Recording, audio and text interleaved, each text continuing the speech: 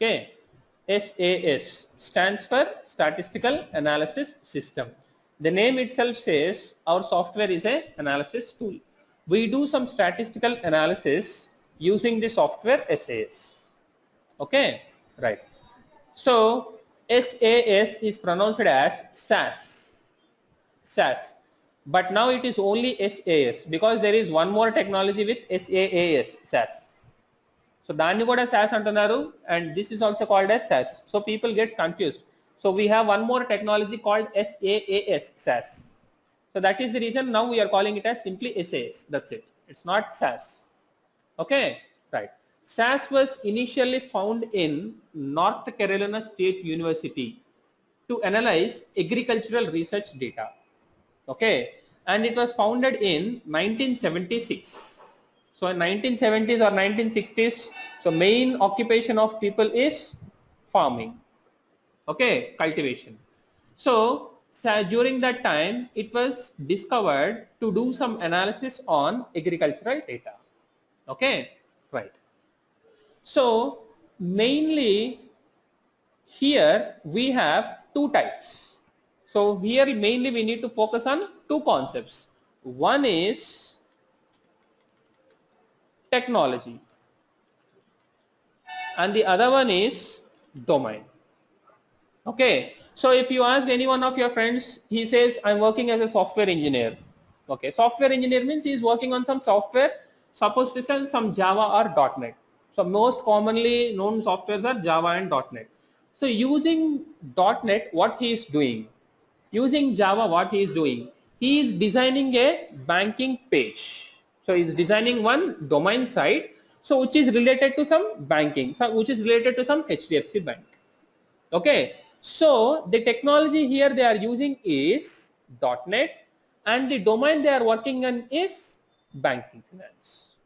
Okay, so likewise our technology is SAS, and the domain we are working on will be clinical. Okay, so Sharigar, by the way, like what is your qualification? Superb, good. Then everybody is from pharmacy background, so I can focus much into pharmacy, clinical domain. Right, good. So now I'll just go to the basics of clinical domain, because technology you will find n number of presentations. If you go to Google, so this is your data set, this is your proc step, you will find n number of books and notes. No issues for technology. Fine. For domain, you don't have specific books. People who is working in a real-time scenario can only explain you the domain. Okay, so my presentation goes in such a way that first of all I'll explain you what is a clinical domain, what are the activities being conducted in a clinical domain, and later on I'll show you how your SAS is being used in clinical domain. Asal ఏ ఏరియాలో at which point of time you will use SAS in this domain. Okay, I'll explain you that. Fine. So now first of all, clinical domain. Clinical domain is nothing but clinical R&D. So in R&D we do experiments, right? So clinical experiment. Okay, clinical experiment is also called a clinical trial. Okay, so whenever we are doing an experiment, we have basic objectives. So when we are doing an experiment, when you are in +2, you have done some experiments in some your physics laboratory and chemistry laboratory, right? So if you are combining this with this chemical with this chemical, you will get some another. Okay, so whenever you are doing an experiment, you will have some objective. Okay, in clinical trial we have basically two objectives. First one is primary objective. The primary objective of conducting a clinical trial is to assess safety of humans. Okay, to assess safety of humans. Okay, so in olden days how people used to be, scientists used to be, if suppose if any person is getting some typhoid, so typhoid, how many people they get? Only 1 or 2 people. But to do a research to find a molecule, one person is enough? No. So what they are going to do is they are going to take these malarian parasites or suppose some typhoid related viruses. They used to inject in healthy persons. They used to make them sick, and after that they used to do their experiments. Okay, is that good to humans? No. Okay, so first of all, to assess the safety of humans, boss, please do, you are free to do anything in research, but at the same time, please don't hurt others in the name of research. Okay, so the primary objective is not to hurt anyone in the name of research. And secondary objective is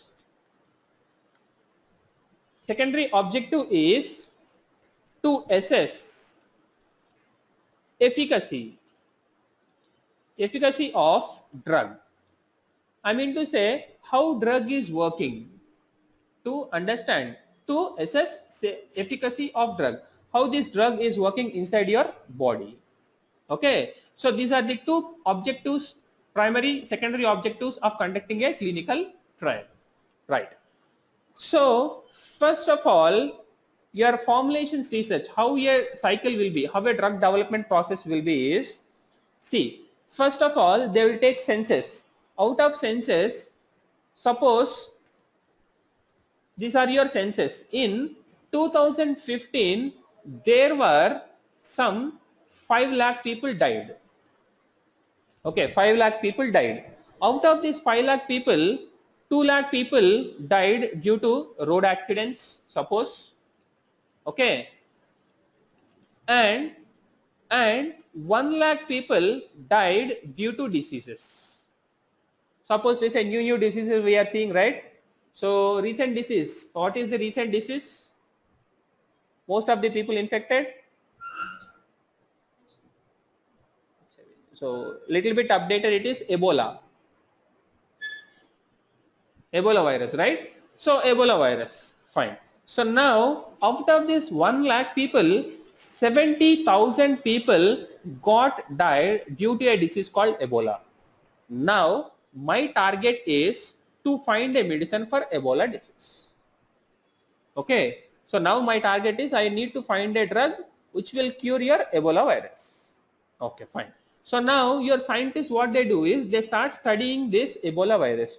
So in 1 minute, how many times this virus is multiplying, and they will also find a chemical which is going to effectively work with this Ebola virus. So it should not increase. For the first time, what they do is they'll stop multiplying these viruses, and at the same time, after this achievement is done, slowly they will try to kill the virus which is already present inside your body. This is how your development cycle goes on.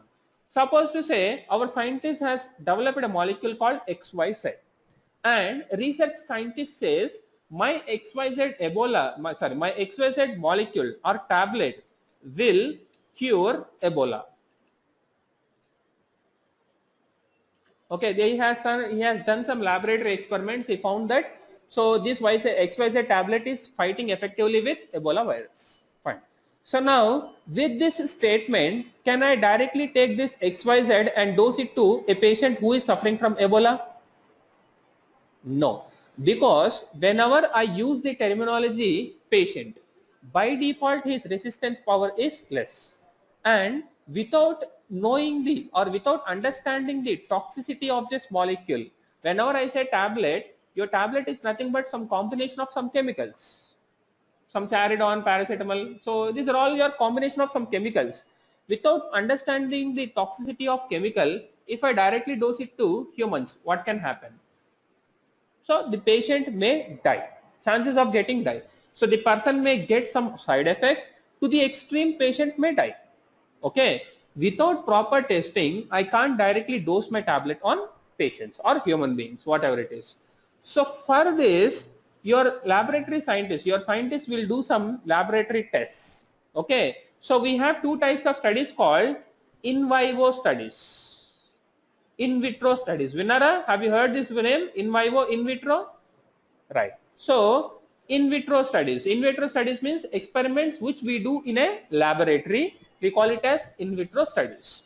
So in laboratory, they do some experiments, and once this molecule is absolutely fine, what they do? Okay, this molecule is okay for next stage of testing. They say that. Okay, experiments which we do in lab. Experiments which we do in lab, we call it as in vitro. And next one is in vivo. Experiments which we do in living beings. Okay, experiments which we do in living beings, humans, animals, whatever it is. Okay, we call it as in vivo studies. So first of all, they do some in vitro studies. After that, this molecule is found to be safe. Then they dose this molecule XYZ on animals. Yeah.